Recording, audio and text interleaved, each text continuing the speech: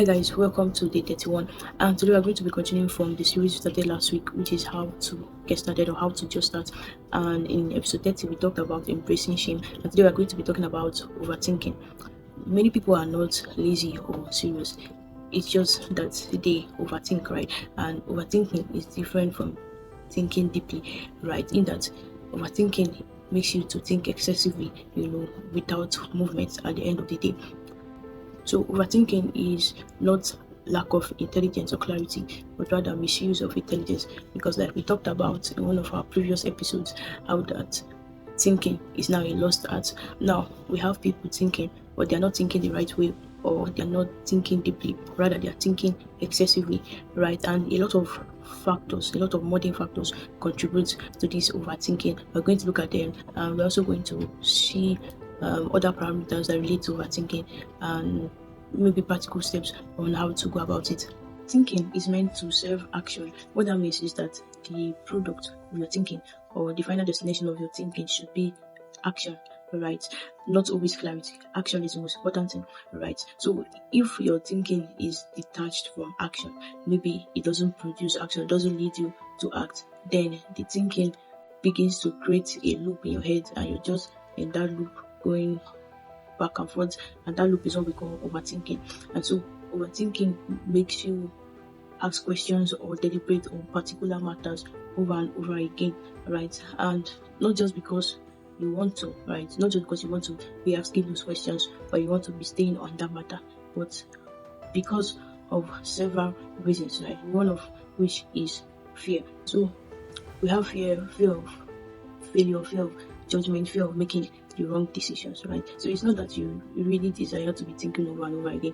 It's just because you just have this fear, right? And somehow your mind believes that if you're able to think it through and through, right, thoroughly, then the fear will go away. But like we've been talking about through this series, fear does not work that way. Another reason for overthinking is past pain or experiences, right? So perhaps you may have had maybe past disappointment or experiences where you made bad decisions or choices, and so because of that past pain, the same thing happens again, right? Your brain begins to remind you, and then your mind believes that, oh, if you're able to think about the possible parameters, then you won't make the same mistake, then you won't do make the same wrong choices, right? And this is not supposed to be a problem, right? Because obviously if you've had a past failure or a past experience or hurt or whatever, right, you analyzing it is not a problem, right? Analyzing it to perform better is not a problem, but it becomes a problem when you're not doing analysis. Yes, your question, you're trying to find out how you can improve, but you're not doing it so that you can improve. You're just doing it because your mind just wants to stay on that matter, right? Your mind just wants to stay on that matter. So it's like a barrier. You're just, instead of actually acting, right, you're thinking about it, and you just continue in that loop of thinking, and that thinking never produces anything, because internally you really do not want to do anything, right, because of the past hurt or past experiences. So your analysis is not leading you to anything productive, right? Rather, it's just making you more anxious than productive. Overthinking can also be caused by identity protection, right? So what this means is that maybe you identify as someone who's very smart, someone who's very perfect or excellent in all that they do, right? And you want to do a project, for example, and let's say you're working with a group of people, which is going to make matters worse,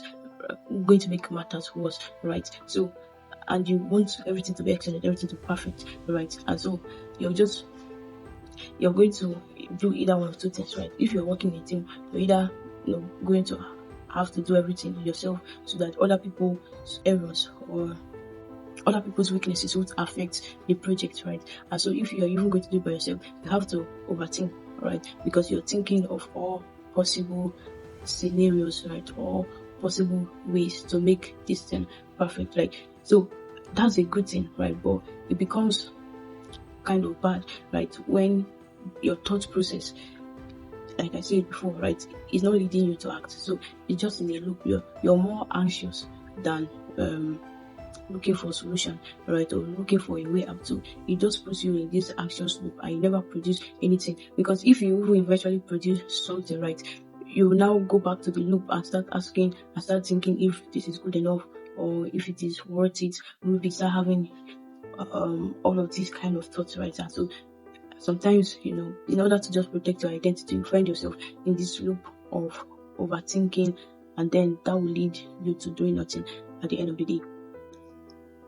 And so one of the things that overthinking does is that it drains energy, right? Both mental, emotional, physical energy, right? Because you keep going in that loop and you're not doing anything, right? So it drains your mental energy, and then it drains your physical energy too. And that's why, like, sometimes one of the resistance to just starting is that people are already burnt out from thinking. People are already tired from thinking, before they actually do the stuff, right? So instead of just going to do the stuff, right, they're already, tired from thinking, and you'll be surprised when someone wants to do something. They haven't even started doing it, but they're tired. It's because they're tired of thinking, not even tired of, doing the main job. So overthinking, it drains a lot of useful energy that could have been put in work for productivity.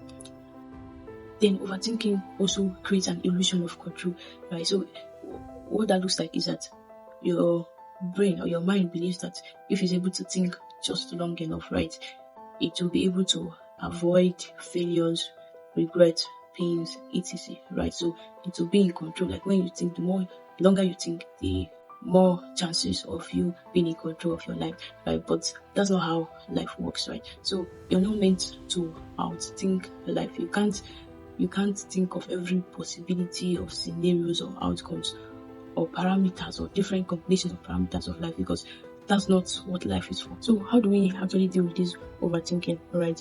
One way is by setting decision deadlines. For example, if you want to make a decision to do things, right, instead of just overthinking, thinking forever and not doing it, right, have a decision deadline. So you can see someone comes to meet you to ask for inquiries about something, or to help you make a decision, or you're in a meeting and you have to make a decision. So you put a timeline, a deadline. Okay, by tomorrow morning, right, I should have made a decision, or I should have made a choice concerning these options, right? So in that way, it makes your mind more proactive, right? So it knows that it needs to actually choose one option before this particular deadline. Instead of just giving it a wide range of time and it's just going to fill it up with thinking. Then another way is externalizing your thoughts. What this looks like is writing or talking, right? Find a way to express or externalize your thoughts, right? So this helps with clarity, and it helps reduce repetitive or redundant thoughts, right? It gives clarity and progress, because in your head, everything is just repetitive and just very unclear. But when you externalize your thoughts by talking or by writing it down somewhere, there's better progress. So another is limiting options, right? So if you're in a you want to make a decision, all right, and there are several options, the first thing you should do, instead of just getting right into just taking the whole thing up and just thinking of possible actions, right? The first thing you should do is try to streamline your options. Go through each other, cancel the ones that don't matter. If you have a list of things of 10, about 5 of them should be cancelled, then 5 of them should be deliberated about. So limit your options, because this makes the work easier.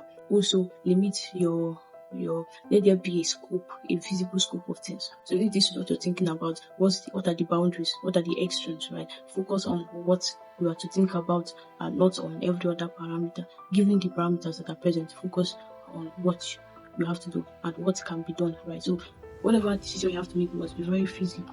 So don't begin to think of factors that are not even on ground at that point, right? Work with what you have, work with what you know.